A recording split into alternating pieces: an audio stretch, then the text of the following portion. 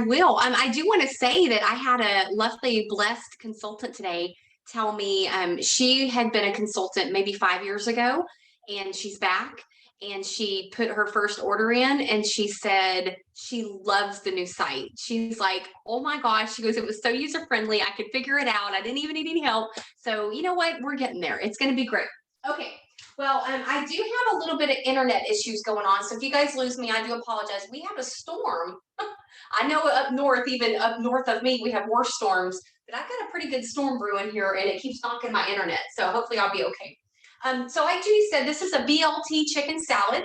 I did find this recipe outside of Tupperware, but hey, we can Tupperize anything. And when I saw it, I was like, I can make this work. This is going to be a great Tupperware recipe. So I'm going to have my little cheat sheet here just so I don't mess anything up. But basically, you're going to have your bacon. So kind of following along what Shauna did is I cooked my bacon. So you're going to take 5 pieces of bacon, and you're going to take the stack cooker. You're going to take the the 3/4 quart, 1 3/4 quart, the middle piece. You're going to take the colander, and you're going to take your cover, and you're going to put your 5 pieces of bacon into your colander, which is also down inside of your 1 3/4 quart. So you guys hopefully can see all that grease that's collected down inside of there. And it cooked my bacon beautifully. So basically, when you cook bacon or hamburger meat, anything with a dripping, the colander is going to come in as a key because it's going to pull all that fat and grease out, and it's going to go down into your other piece. So your bacon's not going to have any fat or grease into it, your hamburger meat, things like that. I'm making basically homemade bacon bits. So I'm going to take my bacon, I've let it sit for a little while, and I'm going to put it into the base of the stack cooker, the Power Chef. And I'm going to set this aside. So I love it. Shauna kind of showed you how to use the big part, and I kind of showed you how to use the other part. So we kind of worked well there together. So you're going to take your Power Chef, whether you're going to use your chop and prep or your Power Chef. I'm going to show you both tonight. We're going to put our cooked bacon in, and we are going to put our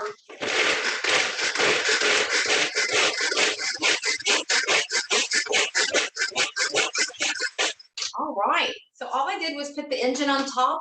And if you guys saw, I just made beautiful crumbled bacon. Okay, so don't buy bacon bits. Never buy bacon bits. You always want to make fresh bacon bits at home. So we're going to take 5 pieces of crumbled bacon, and we're going to put that into our beautiful That's-A bowl. All right, so see how we can Tupperize any recipe? So I really encourage you guys to make this for your customers. I think it's going to be beautiful. All right, so we've got our bacon in. We're also going to take a tomato and celery. So I took 2 stalks of celery, and I sliced them thin on our cutting board, and I'm going to add that too. And then we're also going to take a tomato. So I wanted to kind of highlight our cutting board. Where's my serrated knife? There it is. Our cutting board, our tomato, and our serrated knife. So you could definitely use all of these products at your Tupperware party and demonstrate and make a beautiful set out of these. So basically, you would take your cutting board, they're 3 for $25. You would take your serrated knife and take the cost of that in the catalog. Maybe take the cost of your spatula, the That's-A bowl, the 19-cup That's-A bowl that we sell. Or you could spotlight the one that is a host thank you gift only. And you could spotlight that to get people to want a day to party. So basically, if you attend my Thursday 5 p.m. Central getting organized, I am going to kind of talk about how to be organized with your set selling. Because if you're doing a virtual party, Facebook party, anything like that, I learned a long time ago from Judy that when you set sell and you add all the things up that you're using at your party demonstration and you put them into a nestled little set, people are 95% more likely to buy that set, small, medium, and large, versus buying each thing individually. Okay, so basically what I've shown is the knife, using the serrated knife to cut that tomato perfectly so we didn't smush it down. We're going to add that to our bowl mixture. And then the next thing that we're going to add to this is our cooked chicken. So I am going to show you guys how you're going to cook your chicken super, super quick. You're going to take 2 chicken breasts raw, and you're going to take your multi-cooker. You're going to put water in the base of your multi-cooker just like this up to this little fill line.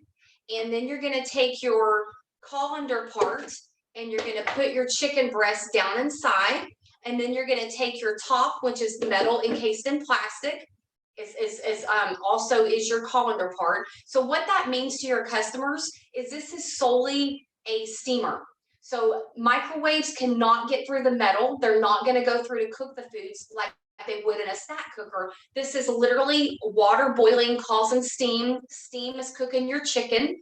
And when you steam your foods, it's the most healthiest way to cook food known to man. It's the oldest way to cook food known to man. And it cooked my chicken breast absolutely perfectly. And so what I've done to kind of save a little bit of time is I went ahead and chopped and cut up one chicken breast, but I wanted you guys to see what this chicken breast looks like after being steamed for 20 minutes. They were pretty thick chicken breasts, so I steamed them pretty quickly, or excuse me, a little bit longer. I took 20 minutes to cook them, and then I just let them sit. And you can steam your fish, your chicken. You can even put hamburger meat in there and make a beautiful big hamburger patty. Cut it into pieces and make little sliders. I think we talked about that the other night on my cooking show that I did. But you can do all kinds of great things with your steamer. Not only cooking fish and shrimp and chicken and all that good stuff, but also vegetables. And I'm sure Inky said she was going to show how to steam some broccoli, so it's probably going to be in that. But we're just going to take this chicken and we're going to cube it. So if you're ever wondering, well, I got to go buy a rotisserie chicken. No, you do not. Steam the chicken breast in here and save yourself a whole lot of money and a whole lot of time. And you'll have a beautiful, beautiful, tender chicken. Okay, so we take 2 chicken breasts. We've steamed those. We're going to add those to this mixture. All right. So far we've got bacon, lettuce. No lettuce. We've got bacon, tomato, and now we've got some chicken. All right, super easy. I had already cut that one up for you guys, so it didn't take so long. But I wanted you to see the chicken being, steamed in that. You can see how beautiful it looks. And we have our celery. Okay. All right, so we've got all that in one bowl. Now in another bowl, we are going to take our mayonnaise. So it's a cup of mayonnaise, or excuse me, 3/4 cups of mayonnaise if you guys are writing this down. Because like I said, this is not a Tupperware recipe. I can take a picture of the recipe that I have and post it on Bravo for everybody. So a cup of mayonnaise, and then we're going to take some parsley. So I grew some beautiful fresh parsley, and it's 1 tablespoon of chopped parsley. So we're going to add a little bit more because, tablespoons are a little hard to measure when it comes to chopped parsley. And I don't think we could ever have too much. And then we're also going to add some green onions. So that's where you would want to take your green onions, place them in your chop and prep, and also demonstrate your chop and prep just like you did your Power Chef for your customers. It's 2 tablespoons of chopped minced green onions. Okay, so we've got that. And then we are going to add a lemon. So we're going to take our lemon and we're going to roll it to get it nice and juicy. And I'm going to show you guys another beautiful product that is wonderful to show, and that is your Zest and Press. Okay, so the Zest and Press has your zester built right on top of it. This measurement right on here, you can literally zest right over that into the cavity that's got right here that actually is a 1/4 cup measurement already. Or you can take your zester and zest it over your recipes. So that's super, super, not everybody has one of those. So if you're thinking, oh, that's something everybody knows. No, they do not. So when you use your zester part, you're going to take your lemon or your lime and you're going to put it, this is a little running joke. I say wet side down. Inky side says dry side up. You're going to put it wet side down. Don't put it the way that it looks like it fits inside of there, okay? Because it's got holes in the bottom. So you want the juice to come out of the bottom. So you're going to put it like this. And we are literally going to squeeze our lemon juice in there. It's a tablespoon, which is about 1/2 of a lemon. You wanted to measure it, you could measure it. It's 1 tablespoon of lemon juice. And look, it flips your lemon inside out, okay? Completely, perfectly every single time. All right, so we've got our lemon juice. The next thing we're going to add is a dash of Worcestershire sauce. So just a little bit of that. And then we're going to add a little bit of our salt and pepper. So you guys are kind of noticing we've got our spice shakers. We've got our Zest and Press. chop and prep, measuring cups, measuring spoons, spatula, bowls, all these beautiful things that we can incorporate into this amazing demonstration.